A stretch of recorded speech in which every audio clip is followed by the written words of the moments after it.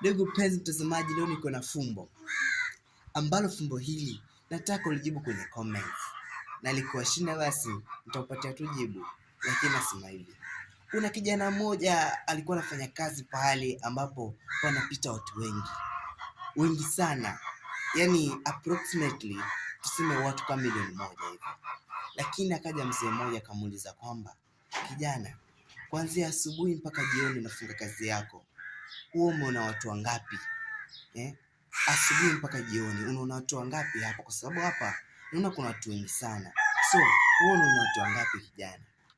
Kijana alifikiria, lakini akatoa jibu lake, lakini akaambiwa umekosa. Je, alitoa jibu gani? Ama angekuwa wewe ungesemaje? Asubuhi mpaka jioni watu wanapita wengi, lakini mtu aje tukwambia wanapita watu wangapi, utajibu nini?